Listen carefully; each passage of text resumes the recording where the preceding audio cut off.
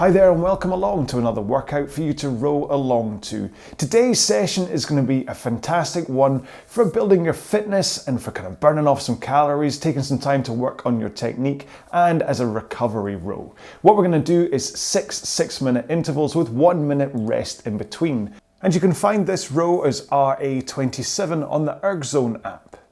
And we're going to alternate doing them at 20 strokes a minute and then 18 strokes a minute, and our pace is therefore going to change from 2k plus 18 to 2k plus 20.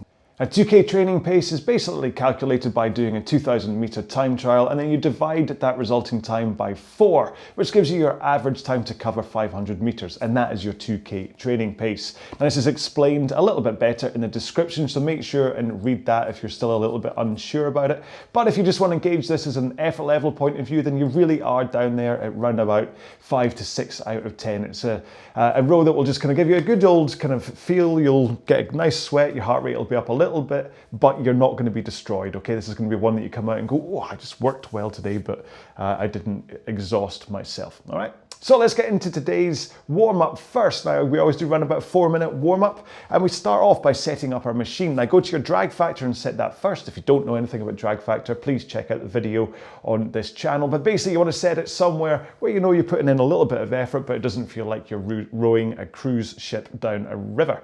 Next up, go to your monitor and set it at eye height so you don't have to look up and you don't have to look down. And finally, the foot straps should get to a point that allow you to get to the front of the machine with your shins into a vertical position in a nice, comfortable way, okay? Maybe play around with it a little bit from time to time just to make sure you're still happy and comfy. Right, so we're going to do 4 minute warm up at 18 strokes per minute. And we're going to start off at a nice gentle pace, okay? In 3, 2, 1, let's go. So it's warm up. This is why I always say we're just warming up at this stage. We're not worrying about our pace at all. Just make sure to connect your legs, press into the foot plate. Try and get the timing right as you do that with the connection of the handle to the flywheel. And then gradually, over the course of the first 2 minutes of this warm-up, you can start to increase your pace a little bit so that you get closer to around about 2k plus 20. And then you can just hold it there. And then for the last 2 minutes of this warm-up, we'll do some single leg drills and some split pick drills just to help you work on that kind of mobility of your back and things. Just continue to increase the pressure from your legs, bearing in mind that your arms usually just follow along with your legs. So we're not thinking about pulling harder here as you get closer to 2k plus 20. If anything, we're just thinking about pushing harder with the legs. Okay then, so in 4 more strokes, we're going to take 1 foot out of the foot straps. 2 more. 1 more. Here we go. 1 foot out, put it on the floor, and continue rowing.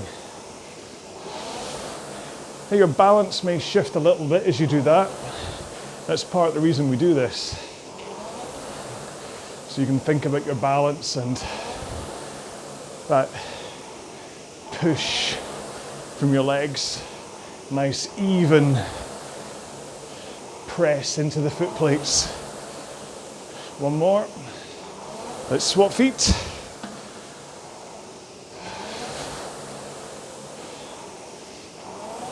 And it helps just get that compression to the front of the machine here correct. You don't have 2 legs binding you up if you don't have flexible hips. 2 more here. Don't know why I sang that one. Both feet in, legs straight, and just row with your back and arms. So you're just swinging over your hips and pulling in your arms, and then pushing out your arms and swinging back over your hips. It's really important for teaching you that sequencing of the back, then the arms, then the arms, then the back. One more. Now roll to the front of the machine, straight arms, and push out from the front of the machine. Keep that forward lean into the front of the machine with straight arms and just press. You don't have to go too far back. You're just working on the timing, the connection, and holding that forward lean as you drive. One more. All done. There we go. That seemed like a bit of a muted warm-up today. I wasn't going off into worlds of fancy or anything. Continue moving up and down the rail, have a quick drink, and I will explain one more time what it is we're doing today. Okay then, so today's row is going to be 6 6-minute intervals with 1 minute rest in between. Now you can program that into your monitor as 6-minute intervals with 1 minute rests. We may get maybe 1 or 2 seconds out of sync with each other by the time we get to the end, but that shouldn't matter much on a row like this. Now remember, you're going to do these as alternating paces and stroke rates. You're going to do 20 strokes a minute at 2k plus 18, and then for the next one you're going to do 18 strokes a minute at 2k plus 20, and then you're going to do that again, and then you're going to do that again, okay? So it's going to be a really nice workout that's just going to let you grind through your stroke and like really develop that ability to use your oxygen to fuel your muscles and whatever. And like I say every single time, this isn't the most exciting row in the world, but this is what allows you to be able to go fast, to be able to do things like basically look at your calorie burn and say, wow, that's incredible, I've burnt calories by doing that one, and whatever. And just, it's just such a vital, important, I ranted enough to you all about how important this row is. You don't need, unless if you're a new viewer, then I've saved you on a rant. I almost got there, but I almost went off on another one. Just trust me. Rows like this might not be flashy on paper, but they're just so incredibly important for you. That's all I'll say. Right, shall we get on with rowing? I will start my watch. There we go. And then we'll start at 20 strokes a minute, 2k plus 18 pace in 3, 2, 1, go. So it's 1 stroke every 3 seconds. This one's really easy to just count down on the monitor and to keep yourself in time rowing along with that. The 18s are a little bit trickier, but it's all right. All you have to do is either watch me on the YouTube videos for the stroke rate, or if you're listening to this on the podcasts, then you can hear the whoosh, whoosh of my flywheel, and that's how you know. But hopefully you've got a monitor in front of you that has the stroke rate display anyway. Quite handy to be able to know what rate you're doing after all. If your monitor doesn't show you stroke rate, then I'm afraid you're a bit stuffed. I mean, stroke rate is such a integral part of rowing. Not only for the real bottom line of it, that the higher the stroke rate, usually the faster you go, but it's how we can kind of control intensity and kind of manage your training. Like the difference between doing a 20 strokes per minute piece at this pace and then saying, right, now I want you to do it at 2k plus 10. The amount of extra force that you have to put in to increase by 8 seconds at exactly the same stroke rate. Completely changes the dynamic of what you're doing. Whereas if someone's just saying, I want you to row at 15 seconds slower than your 2K training pace, but they don't give you a stroke rate guide, it could be all over the place.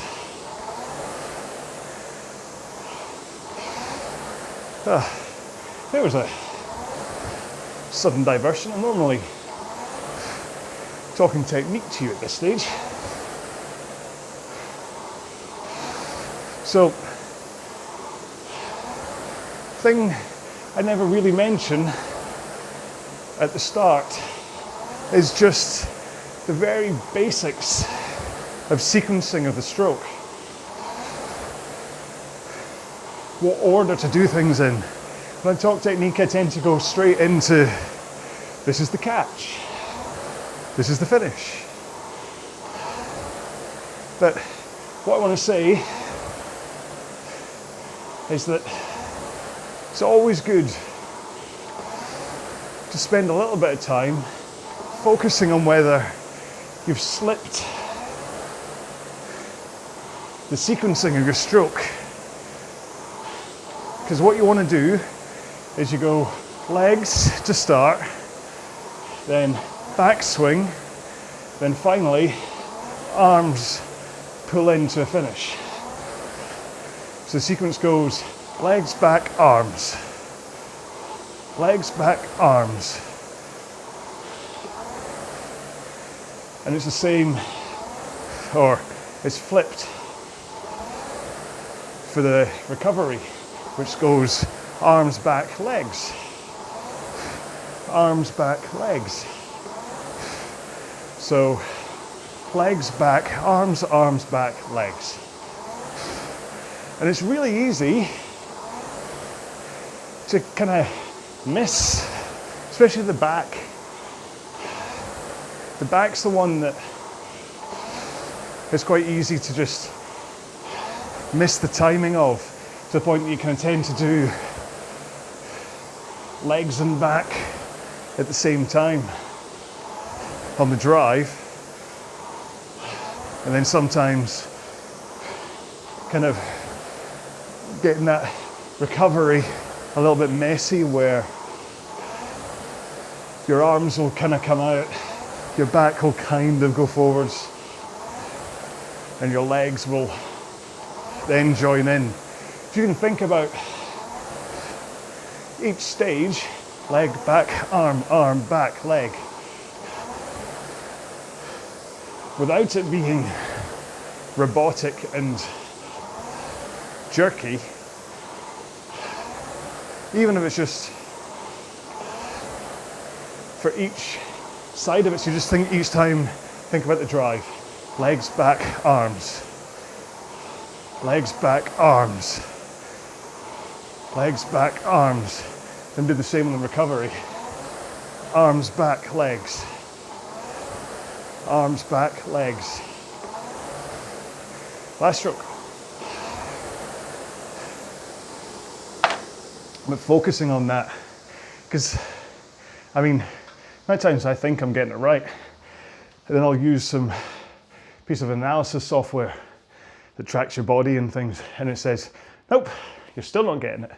And I'm like, oh, why I oughta. So it's a good idea to just, especially if you've got mirrors and things, or even a camera, to just give yourself a chance to actually analyze what you're doing.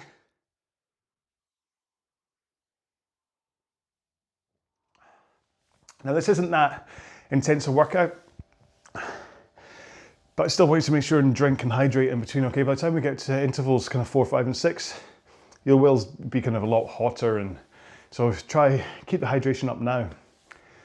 Right, next interval starts in 10 seconds. Give your bottom a wiggle, reseat your seat. 5, 4, 3, 2, 1, go. And this one is at 18 strokes a minute.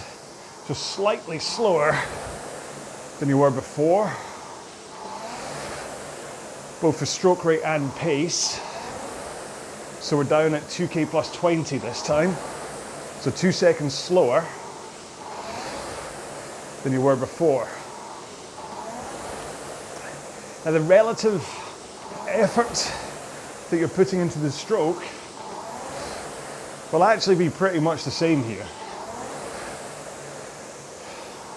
Maybe it's like 1 or 2% easier, but really the reason you're dropping pace here isn't because you're pushing any less with your legs.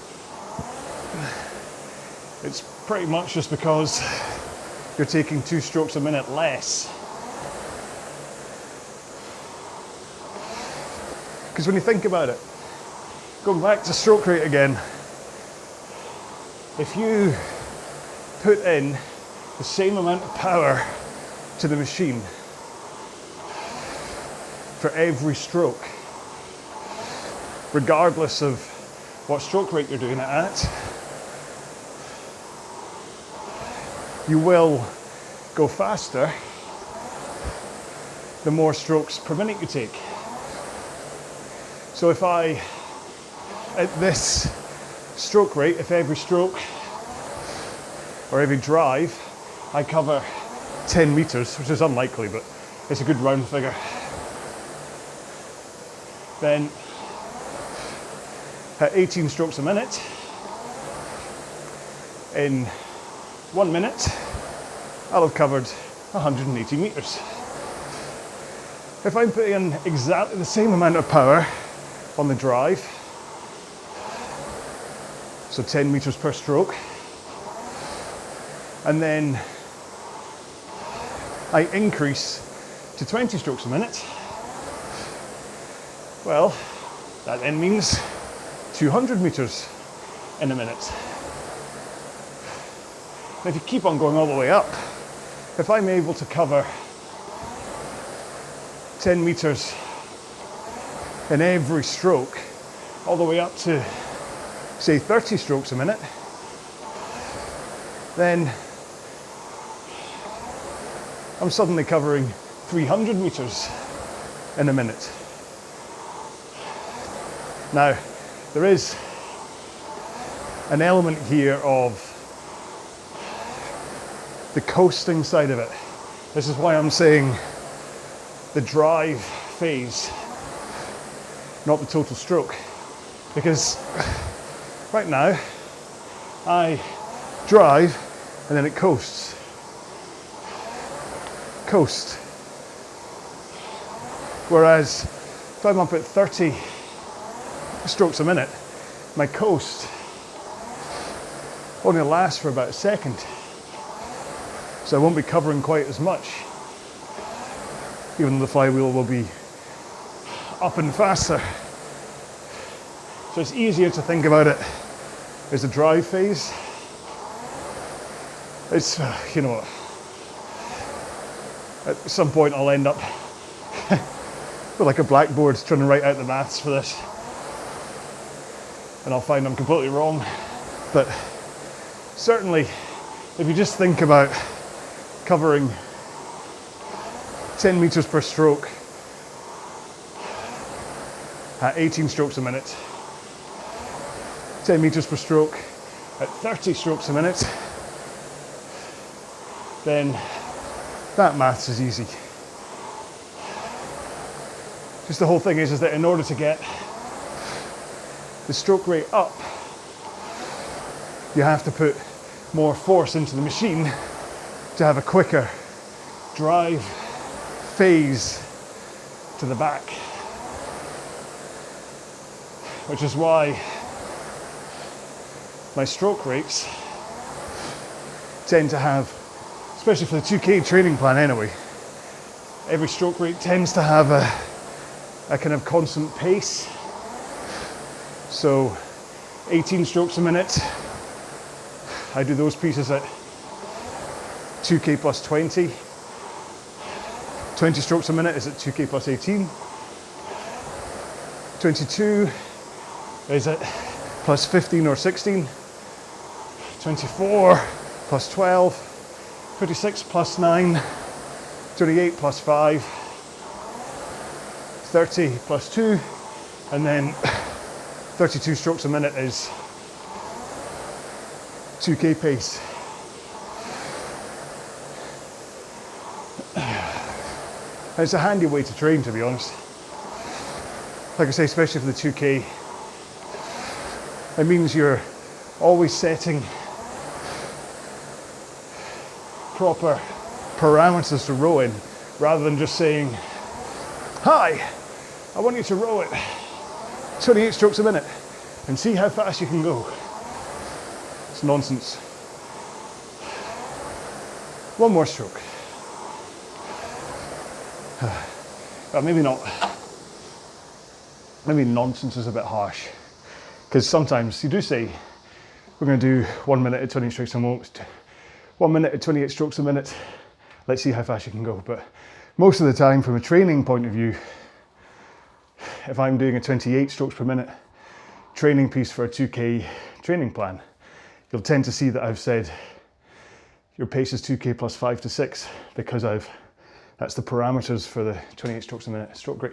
Once you start looking at like 5Ks and 30 minutes, 10Ks and stuff, this starts to shelve down a little bit, and kind of the higher rates tend to not be linked to the stroke rate in the same, or the pace in the same way.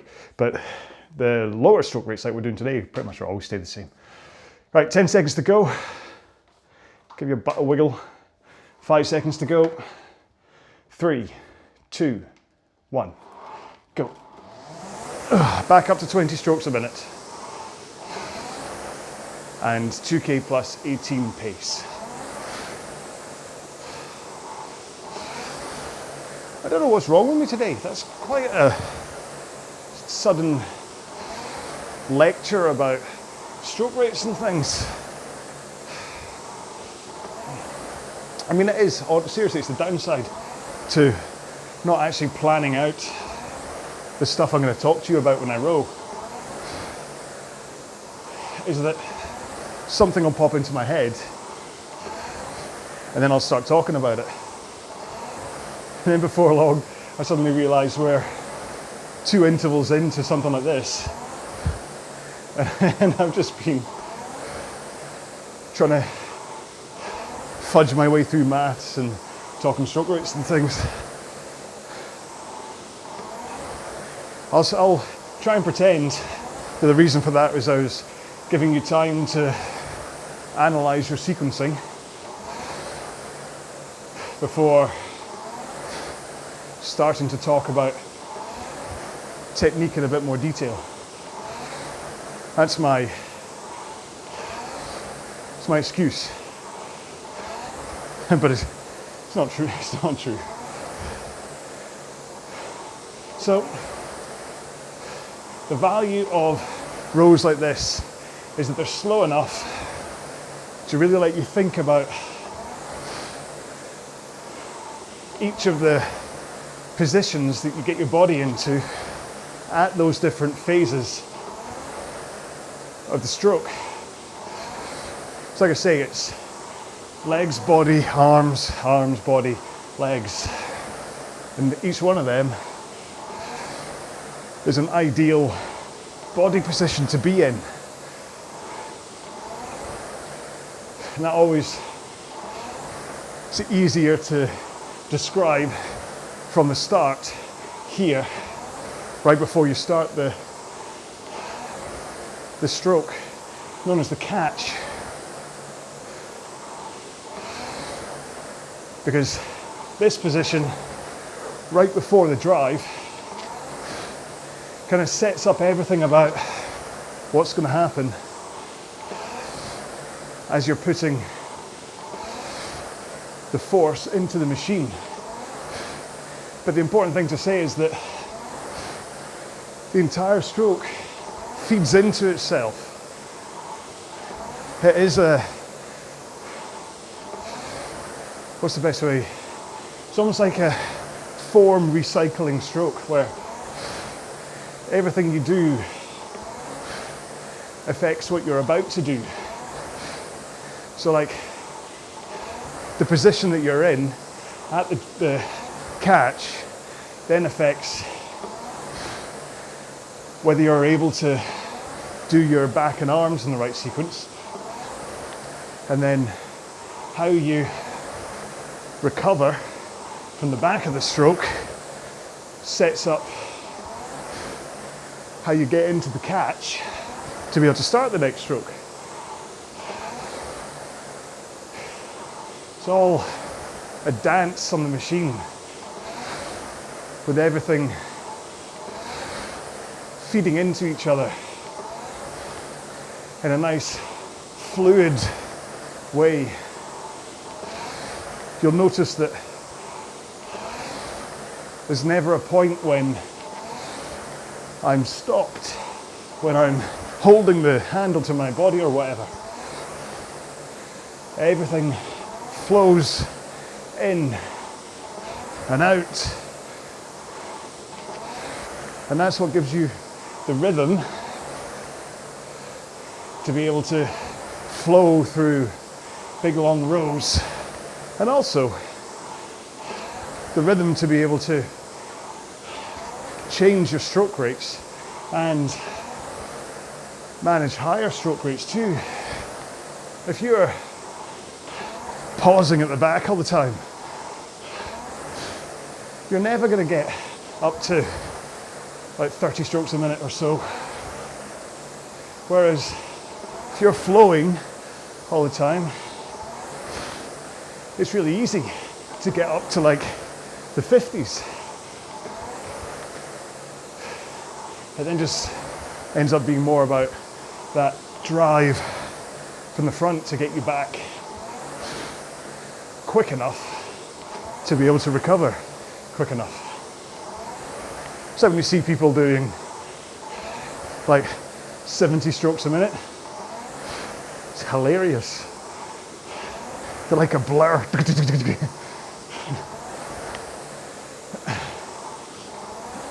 And to be fair, to get up to that kind of a stroke rate, quite a lot of them don't have full slides as they take the stroke. They tend to shorten, kind of come into about here and then go back out again. And really we want to be able to use the entire length of our legs and arms. Last stroke. So the next interval, I'll start talking properly about the positions for the stroke. Don't worry, it's all been a huge long lead in just to make sure you're nice and warm. Have a drink, remember, stay hydrated.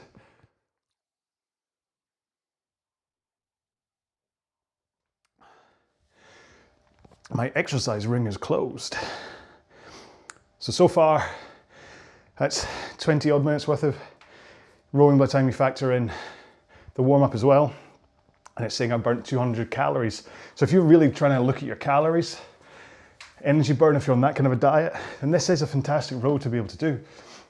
By the end of this, I'd figure we're going to be I'll burn around about 400. So, okay, we're going in 7 seconds time. Pick up your handle. 4, 3, 2, 1, go. Back down to 18 strokes a minute again.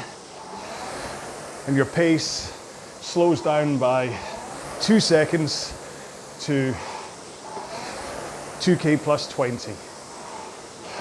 Or basically you're just putting in the same amount of shove, kind of perceived effort as you were before, but just at a slower stroke rate. So let's talk about the catch, which is this position here, right before you take the stroke. There's lots of important things to bring up. I'll go through them and then I'll unpack them. So, arms straight into the catch, forward body lean into the catch, shins pointing vertically, so straight up, so you slide forward enough for them to point vertically. You want to be looking straight ahead, chin in a nice neutral position, maybe looking at the top line of your monitor.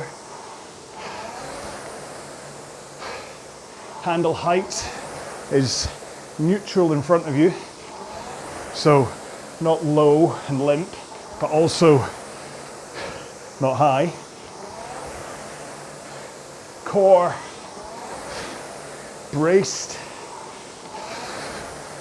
ready for the stroke. Posture powerful, so you're up on your sit bones with a nice powerful posture. You're not collapsed and all rolled in. Arms are nice and relaxed as you come forwards into the catch. Fingers hooked over the handle with your hands in a kind of an open position. Thumbs underneath, lightly touching your index finger.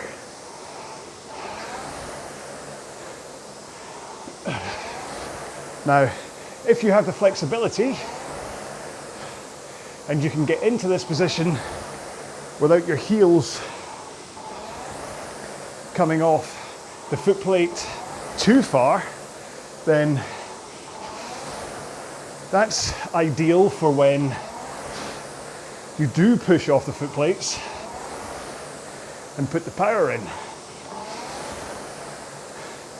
If you find you really have to raise those heels to get into that forward position, shins vertical,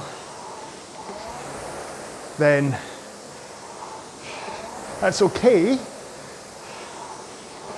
What I suggest is you work on your flexibility, but at the same time, if you do need to lift your heels far off the foot plate, then when it does come to starting the drive, I want you to get those heels back down again, okay?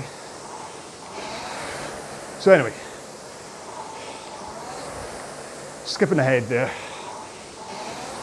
Catch position, straight, relaxed arms, fingers hooked over the handle, forward lean, tilting forwards over the hips so that you're in a powerful posture, up in your sit bones, core braced or ready to be braced, chin neutral, shins vertical.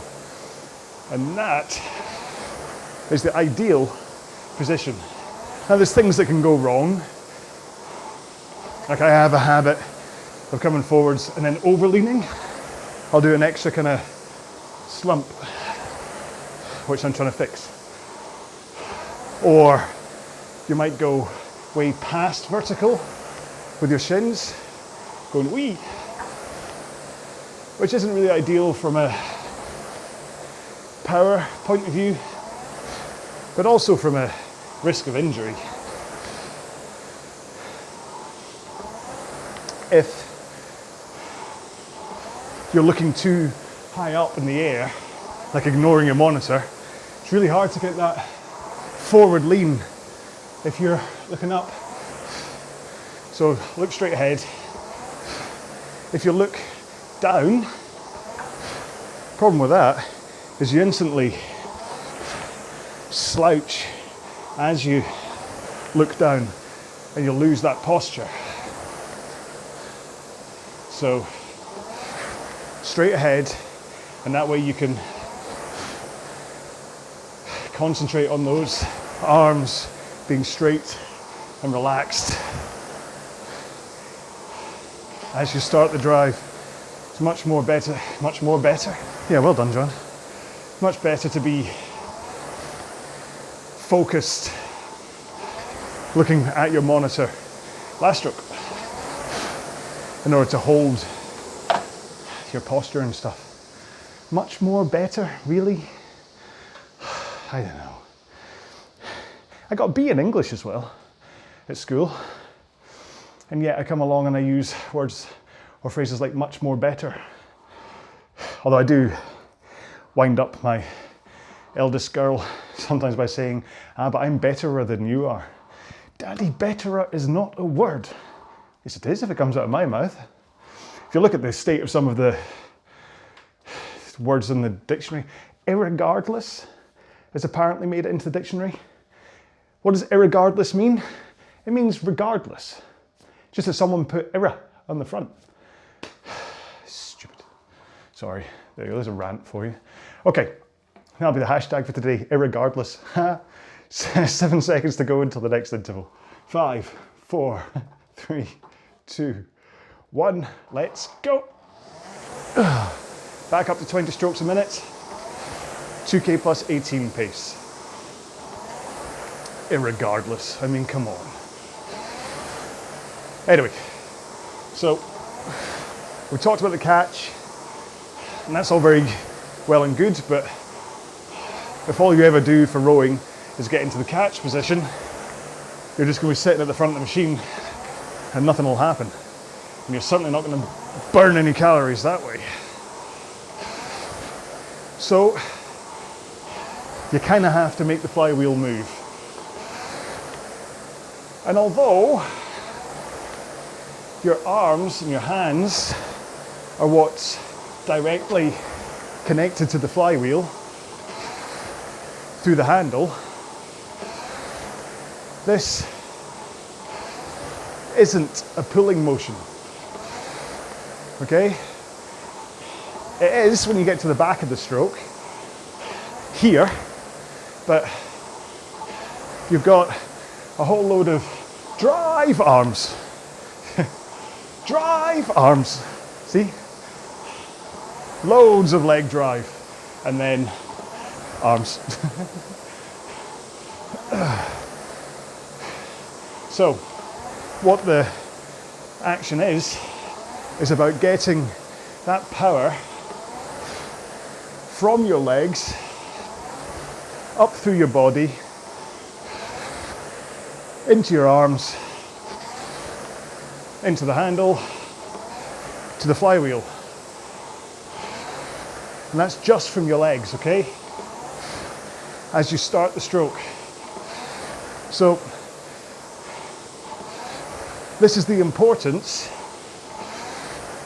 of posture, straight arms, and the forward lean, as that is what gets the power from your body into the flywheel and then lets you finish with the pull. If you pull from the start, okay, right from the front here, not only are you, I can't do that anymore, are you working against the power from your legs, you're also robbing the chance of a strong finish at the end. Now it's maybe a bit of a elitist reference here, but if you've ever been water skiing, think about what the difference in how your body feels between if you had straight arms being towed by the boat, or if you had bent arms, and therefore it's all tension through your biceps. You're going to be in agony fighting against the boat with bent arms, whereas with straight arms and a powerful posture, braced core and stuff, the power from the boat just goes right through your body, all the way down to your feet, into the skis, and that's how you ski along the water. So it's basically that in reverse for the leg drive, is that you're pushing with your legs that power goes up through your body, through those straight arms, and into the handle. So you keep those arms straight for half of the leg drive, at which point their power starts to drip away. And that's why you only then add in the backswing, and then the arms to kind of top up that fading power. I mean, it should be relatively self-explanatory, but it's really not. It's so hard. It's something to spend your whole rowing career working on. Pushing with the legs, holding that forward lean, keeping those arms straight, hanging off the handle because of that power coming through. And then only towards the back do you add in and top up the power going into the machine with your back and arms. All right, 6 strokes to go.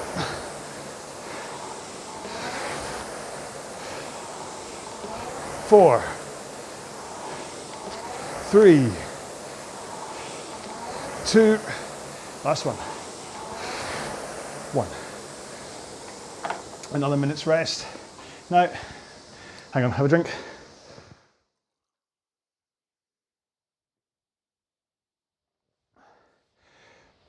Hopefully, this is keeping you at that real kind of lower heart rate, bottom intensity workout, to the point that you might start to be kind of going, I don't actually need these 1 minute rests, but they're important to stop or mitigate as much as possible against cardiac drift, where if this was just a 36-minute long row, you'd find your heart rate would just climb.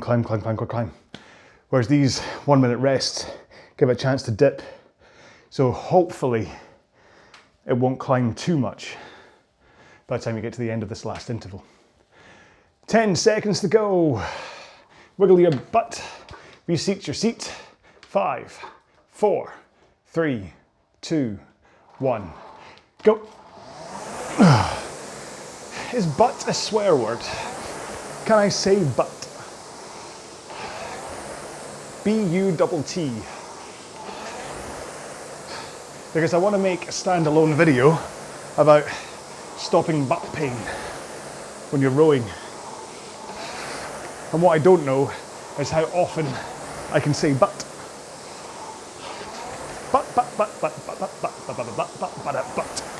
Is that too many times?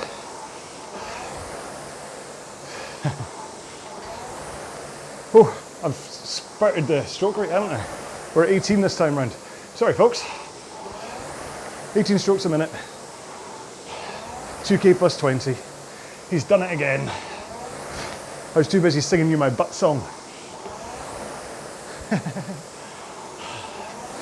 To think at the beginning, after the warm-up, I was concerned that it was going to be quite a low-key, muted row, and I was being far too sensible. And then 36 minutes later, he's singing the butt song and completely missing the stroke rate. You wouldn't get the other guys doing this, would you? They'd just all be rippling torsos and gleaming white teeth and just professional within an inch of their amazingly well-kept hair. I'm not having a go at them. I mean, they do both look amazing rowing topless. You'll never see me doing that. Nobody wants to see me rowing with my shirt off.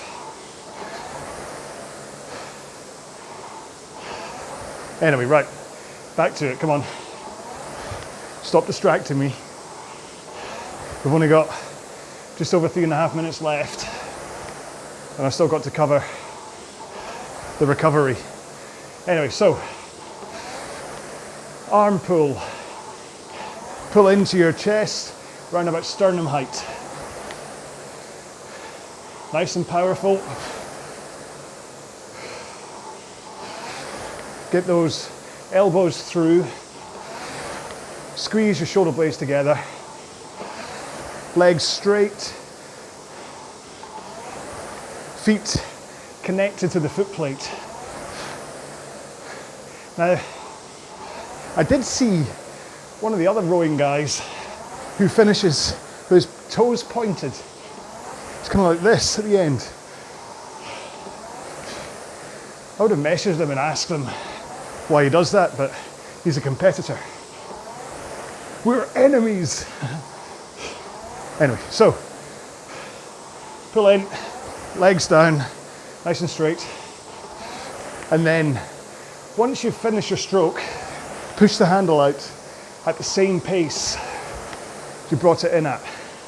So in, out, okay? In, out. You're not going boom, boom, like that, okay? It's not a real jerk. I'm the only real jerk here. That was too easy, wasn't it? Even for my dad jokes, that was too easy. But yeah, so in, out, then rock forwards. Ideally, you rock as you start. So arms back, and then the point when you stop your body rock is when your hands are past your knees, and then that's when you can bend your knees to slide effortlessly to the front of the machine. Now, you don't get to the front of the machine by tugging on the foot straps, because not only does that pop your knees up, so then you have to throw your handle over them. Remember, I talked about posture for the catch. If you tug, then your posture suddenly sets backwards, and you're in this weird position as you start recovering, and you've got to somehow get from that to that, which I can guarantee you will either tire you out massively or injure you. So if you can think about just rocking over your hips, backwards and forwards, staying nice posture, you're not going to have this issue, which, it has to be said, is the number one cause of butt pain. To go back to the beginning of this interval again. Last stroke. There we go. I must apologise. I don't know what happened to me in that interval. It's almost like for the first 3 or 4 intervals, I'd been kind of prancing around. What am I trying to say today? I'm trying to be professional. And then that last interval, it all just went and I started singing the butt song. So it'll be a #1 hit soon. Ah, cool, I've already got my 2 minutes sitting on the ErgZone app. So all I have to do is press the button to continue to the next interval, which hopefully you won't need to because it'll all be set for you on the ErgZone thing. So we're going to do a 2-minute cool down. Admittedly, that wasn't that tough a row in the first place, but cool downs are really important in order to let your mind disengage, your body gets a chance to cool down, and also just so you get into the habit of doing cool downs. So let's go with a 2-minute cool down. In 3, 2, 1, go.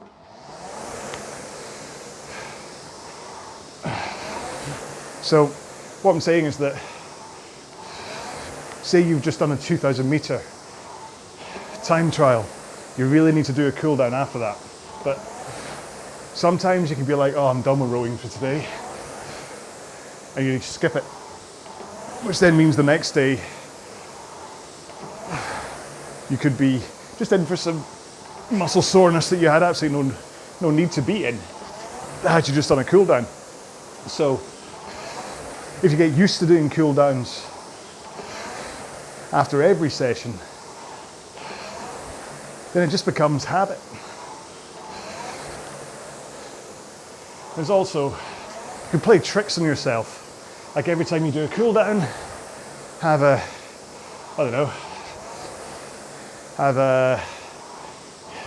jelly baby afterwards. Something you like, a single sweet that you really like is a reward. Do that often enough, and eventually your brain will start looking forward to a cool down because you'll get a little treat. Yes, I'm now employing dog training. I'll get a clicker next. Oh, who's a good boy? Did you do a cool down? Oh, you did. Oh, you're a good boy. Who's a good boy? Or girl. Man, this is one of those ones I should really just delete, isn't it? Between introducing dog training, the butt song, my mini rant about irregardless, and the quite muted start. It's not my finest example of my work, but to be honest, it's quite accurate as an example of my work in that sometimes I can just be all over the place. And to be honest, this is the point of what I do. I mean, surely I suppose if this is the first time here and this is the first one of my videos you've watched, you might be like, what is this guy on about? Can you just stick on some music instead? But if you've watched enough of my stuff, you kind of know that this is what I do. There's no room for another Austin or another Shane doing this kind of stuff. There you go, I named them. Don't hunt for them, don't leave me, please don't leave me. There's no room for them, okay? They've got this all sewn up for the people that want to have a row with a guy with his top off and that stuff. And they're amazing at what they do. But I also think that some people just don't want that. They want to listen to a Scotsman singing the butt song. Yeah, maybe they don't want that either, eh? It's a time for a rethink. I tried, to be honest, if you look at the last like 3 or 4 rows, you'll see that I've been trying to get a shorten the intros and the outros because some guy at YouTube marketing said, yes, audience retention, you're losing people at the end. You need to just say, that's all, goodbye. So you can get your YouTube algorithm up and that, blah, blah, blah, blah. But you know what? That's not why I make these. I make these for the folks that just want to hear my dad jokes and want to have a nice row with me. And you know what? As a byproduct, you're going to be fitter, faster, and stronger, and you're going to have enjoyed yourself. I don't shout at you. I don't tell you to row as fast as me. I'll rant about things like irregardless and my current rant. This is obviously coming under rant, but yeah. Anyway, so that was week 4 session, what was that before? Of the 2K Redux plan, or just a very handy fitness boosting standalone row. So I hope, however you did that, I hope at least you enjoyed the row, if you did, even if you are like, what? This is probably why every now and then people say, yeah, I just mute John and put on some music instead. And the closed caption thing's quite a good idea. Someone said about that, they just turn on the subtitles. But then I think because I speak so fast, some of the words that I say kind of get a bit misinterpreted by YouTube, because I've done it before and I've F-bombed a couple of times in closed captions because it hasn't quite worked out what I've said and it comes up with a swear word. I'm like, I didn't say that. This is clean. This is a family show. It's filmed in front of a live studio audience. Yeah. Anyway, right. So, boo shucks to the YouTube guy that said I should have shorter outros. Hey, what does he know? You're still here. Right, okay. I'm going now. Have you enjoyed this? Are you still here? So the hashtag is definitely going to be irregardless because I think it's just the most bonkers word.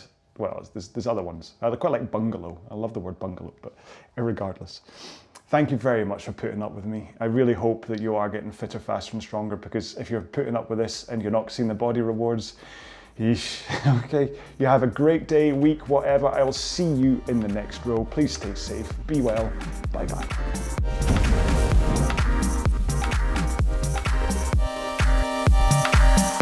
Oh, dearie me. What happened to you there? You suddenly went mad, and now you're talking to yourself. Oh well.